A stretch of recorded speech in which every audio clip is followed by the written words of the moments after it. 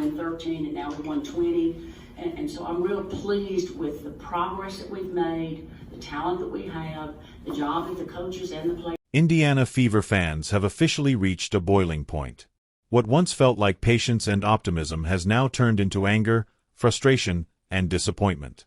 Across social media and sports media platforms, fans are loudly calling for General Manager Lyn Dunn and head coach Christy Sides to step down. While the Fever technically improved their win total this season, many supporters believe that number hides deeper issues within the organization. Fans feel the front office has repeatedly made questionable decisions, failed to communicate clearly, and mishandled a roster that suddenly became one of the most important teams in the WNBA. The presence of Caitlin Clark raised expectations instantly, and fans now feel that leadership has failed to rise to that moment. For many, this is no longer about patience or rebuilding. It's about accountability. GM in Connecticut, and I said, Darius, let's go back to let's have one game in Indy. He said, there is no way I'm going to do anything to allow my team to get out of this arena. And I said, well, I don't blame you. I said, because we will have 19,000 people ready for you. And he said, I don't want to go back to Indy. But our players deserve a chance. On the surface, Indiana's rise from 5 wins to 13 and then to 20 appears to signal real growth. But when fans look deeper, a troubling question emerges. Was this improvement driven by coaching and strategy, or was it almost entirely Caitlin Clark? Night after night, Clark generated offense, created shots for teammates, and pulled defensive attention that opened the floor. Without her scoring bursts, late-game heroics, and playmaking, many believe Indiana would have struggled to stay competitive. Critics argue that instead of building a system around Clark, the Fever often relied on her talent to mask coaching weaknesses. This has led fans to worry that the franchise is confusing individual brilliance with organizational success. Chicago never wanted her to not be aggressive and take shots. I really thought when she went out in transition after that free throw, I thought she was gonna take it to the rim or pull up right there. That would have been her. That would have been a great shot for her. Lyn Dunn's post-game remarks poured fuel on an already raging fire. What she later described as a joke, suggesting that teams didn't want to return to Indiana for another playoff game, was received very differently by fans. For supporters who packed arenas and created one of the most electric atmospheres in the league, the comment felt dismissive and tone-deaf. Dunn even revealed that opposing teams were reluctant to face Indiana's home crowd again, but instead of celebrating that advantage, her framing rubbed fans the wrong way. Many felt it showed a disconnect between leadership and the fan base that Caitlin Clark helped rebuild almost overnight.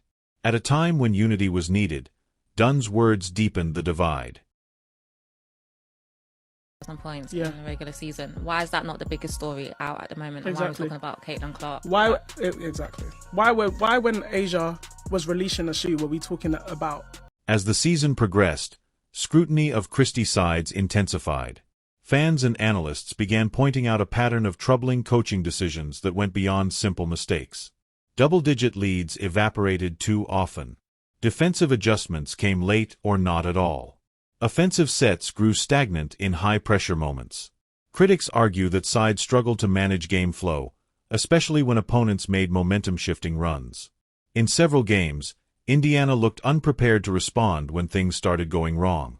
Over time, these moments added up, reinforcing the belief that the Fever were being held back not by talent, but by sideline decision. Person who has the hardest job in the WNBA, and it's Christy Sides. You know why? Because having the #1 recruit and the person who is being credited for largely transforming fandom, viewership, sales, everything in the WNBA, and then having a 1-8 start, that's a tough job to take on as a second-year coach, only having 1 year under your belt as a head coach, and now you've got to coach the #1 draft pick that everybody thinks. Perhaps the most baffling and controversial coaching choice involved how Caitlin Clark was used in crunch time. Statistically, Clark either scored or assisted on a massive portion of Indiana's offense.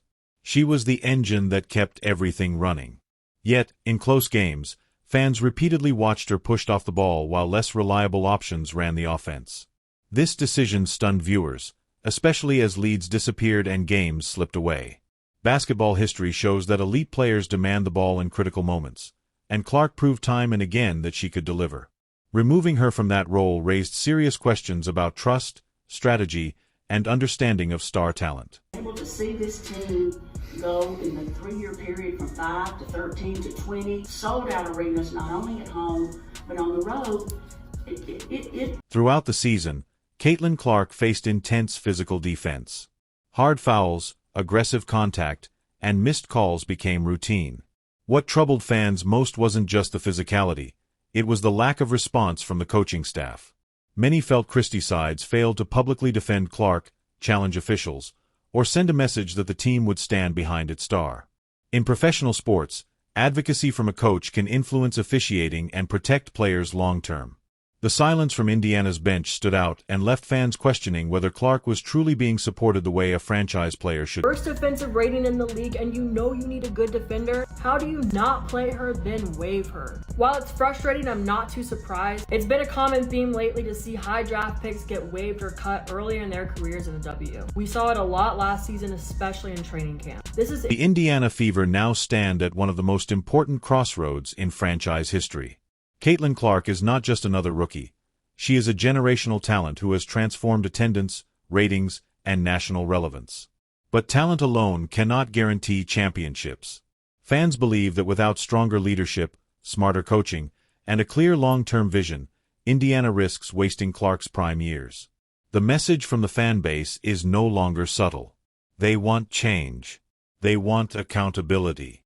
And most importantly, they want an organization that matches Caitlin Clark's ambition, competitiveness, and will to win. The future is bright, but only if the right decisions are made now.